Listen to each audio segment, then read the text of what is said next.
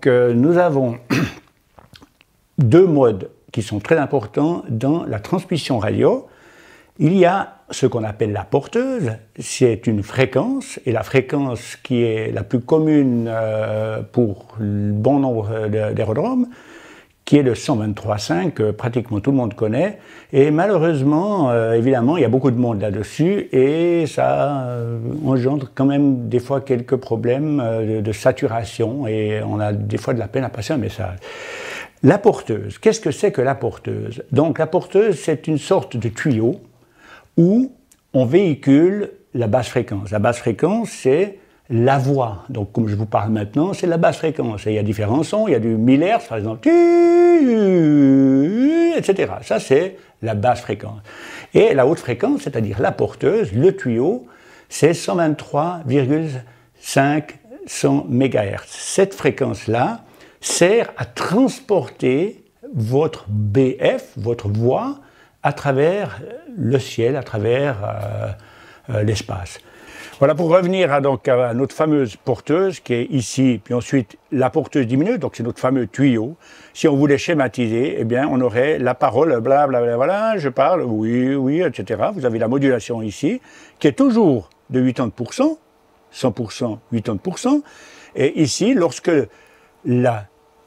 le tuyau diminue, c'est donc la porteuse diminue, eh bien, on aura toujours le même taux de modulation. Voilà. Donc le squelch ici est bloqué, il est à 24, on a dit, et puis ici on sera à 12, et ici on sera à 2, et puis ici à 0. Voilà. Comme ça, on peut voir que pour éliminer les gens qui sont au loin, qui nous perturbent, qui sont très éloignés, là on a peut-être 100 km, puis là peut-être 50 km, voire même 100 km, ça veut dire qu'à un moment donné, le signal il diminue, et pour éliminer tous ceux qui sont très loin, on va mettre le squelch ici. Mais attention, quand vous passez en émission, ça c'est uniquement réception, lorsque vous passez en émission, si vous émettez avec la puissance maximum, on a des appareils ici qu'on peut régler la puissance, si vous mettez la puissance maximum, vous allez émettre très loin et perturber des gens qui sont loin. Donc pensez-y, la puissance n'est pas vraiment la base. Voilà.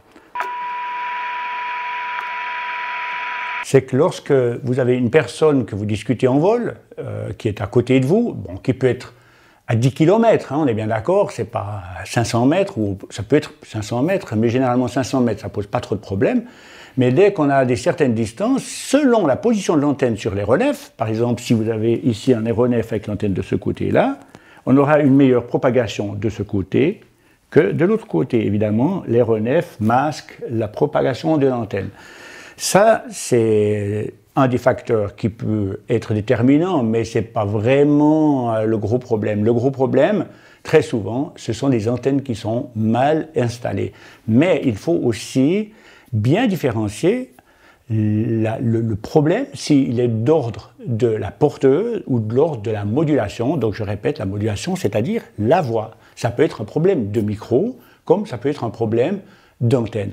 Et quand on entend mal, c'est pas forcément l'antenne et c'est pas forcément le micro. Donc, l'idée, c'est de se représenter un tuyau. Le tuyau, c'est la haute fréquence, et cette haute fréquence, normalement, elle est claire, et s'il y a du souffle dans cette haute fréquence, c'est-à-dire que le message il y a du souffle avec le message, et ça vient que vous vous éloignez l'un et l'autre, et à un moment donné, vous recevez un peu moins bien.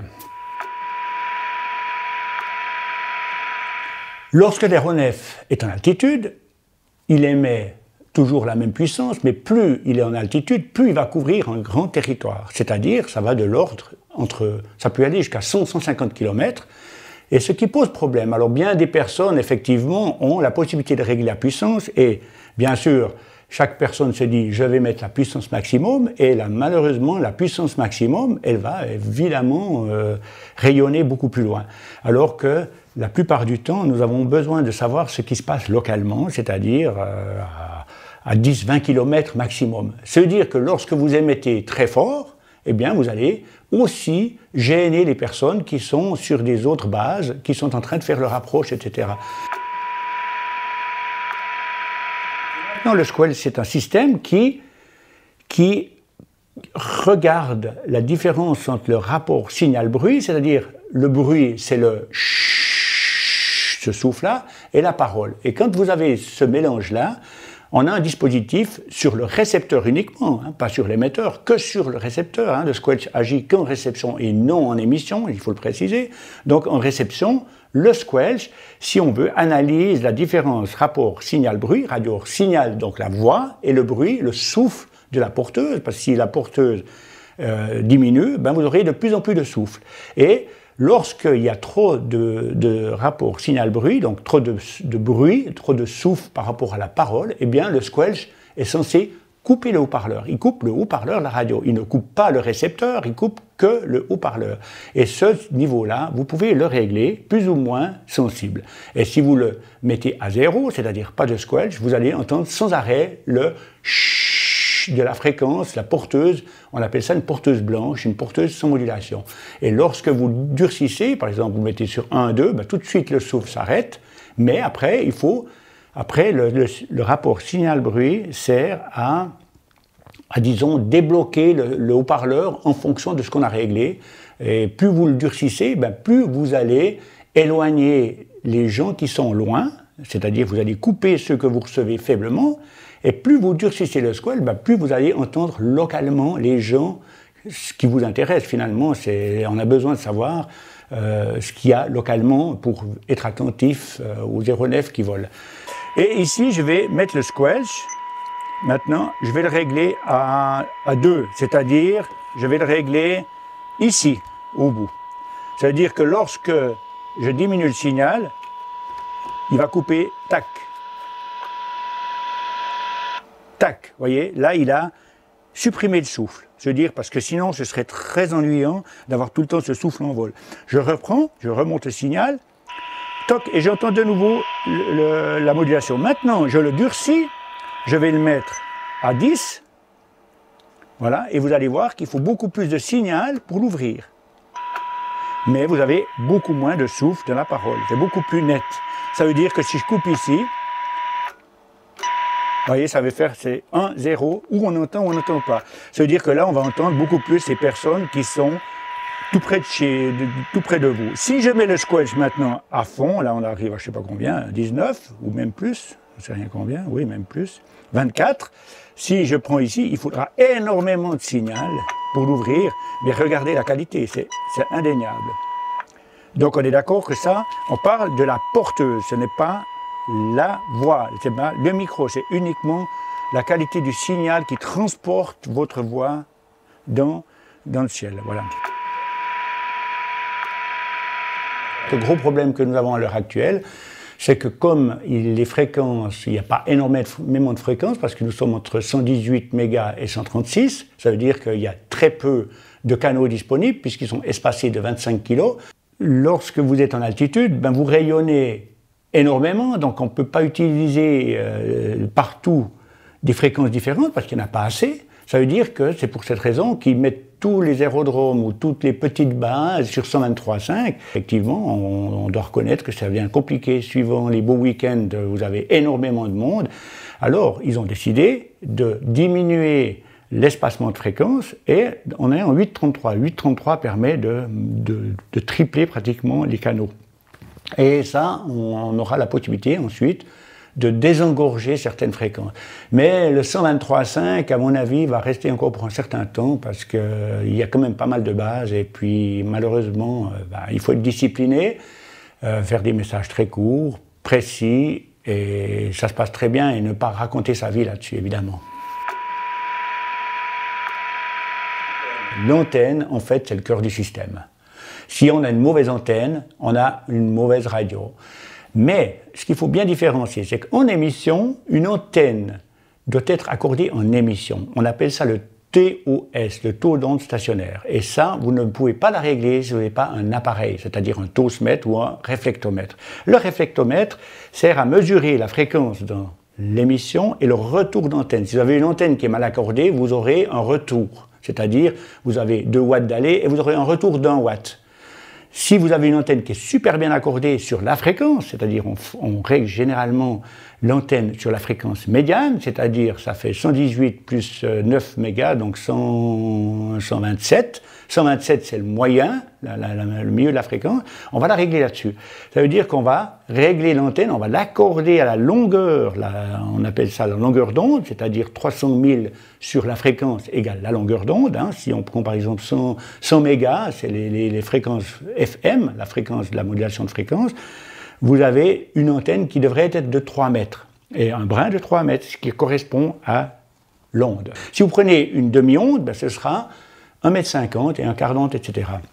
Donc, les antennes que nous avons sur les aéronefs, généralement, sont des antennes à fixer sur un plan métallique. C'est des antennes, elles ont besoin d'être dans un plan métallique.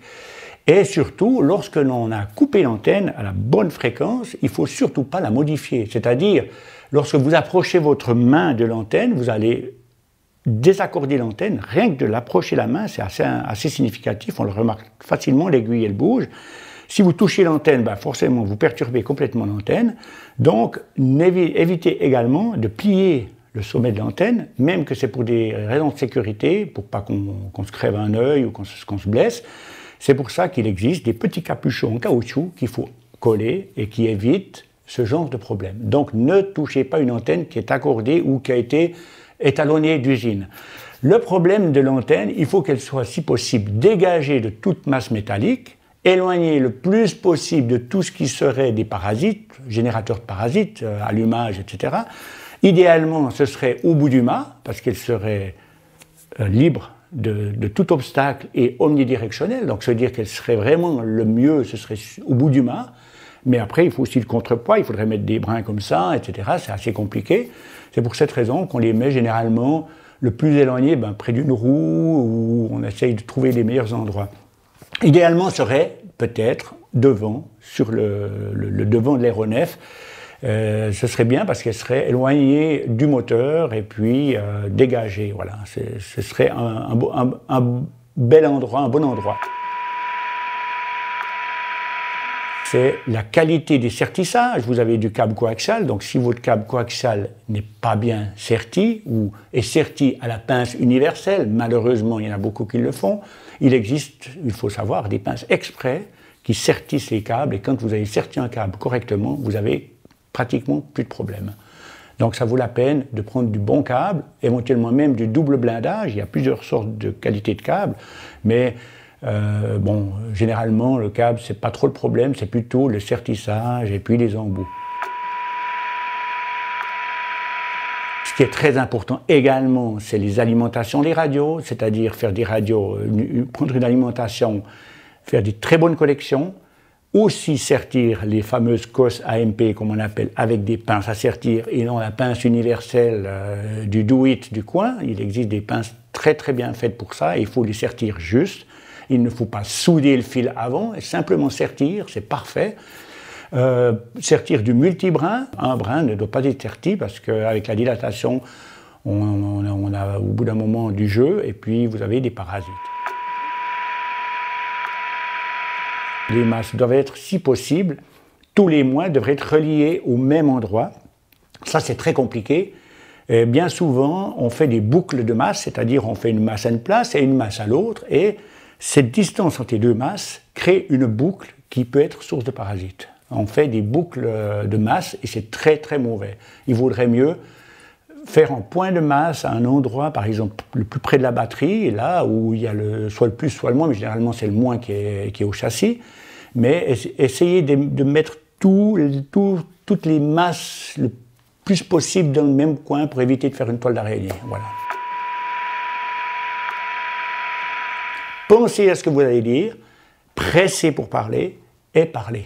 PPP, penser, presser, parler.